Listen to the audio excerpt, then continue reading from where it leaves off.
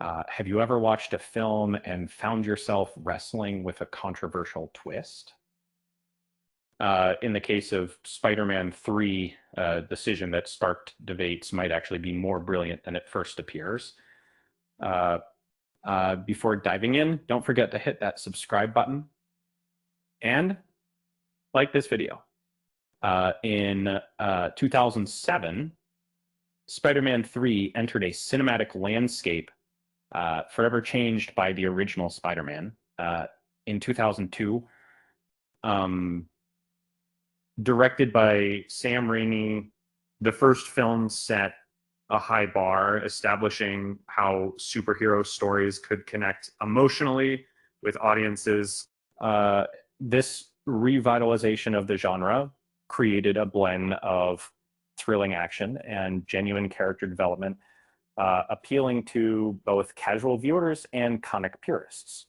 But Spider-Man 3 faced a much different reception, often criticized for its convolution and tonal inconsistencies.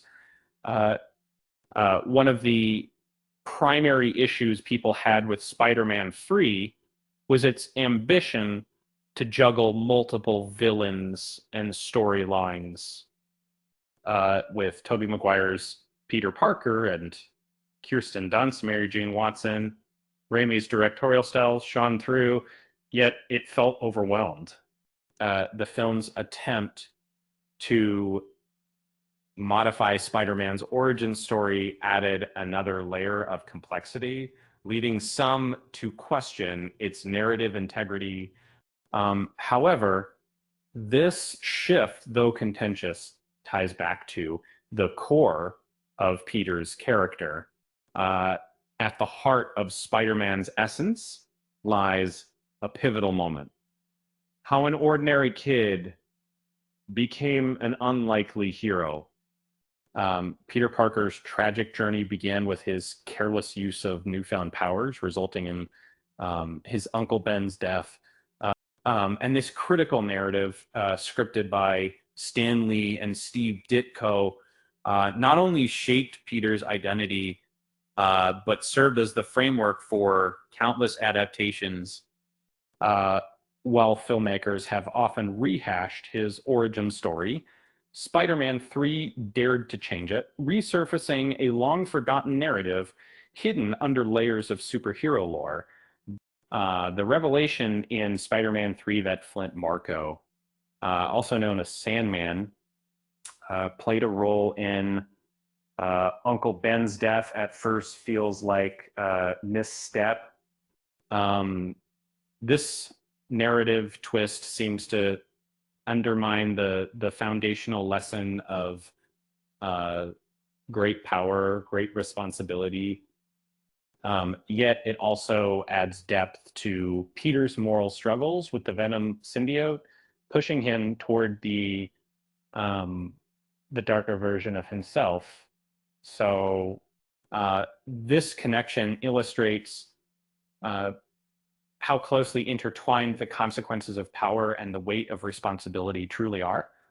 Uh, as Peter grapples with the truth about Marco's involvement, the impact of the symbiote grows stronger, emphasizing themes of corruption and temptation. The dark turn his character takes represents a direct challenge to the ideals instilled by Uncle Ben. And to many, this is a betrayal of everything Spider-Man stands for, yet it also perfectly sets the stage for the character's arc and eventual redemption. Um, in the film's final act, clarity emerges as the symbiote and the emotional turmoil it caused are resolved. Marco's heartfelt confession reveals a tragic accident had led to Uncle Ben's death, restoring some semblance of hope.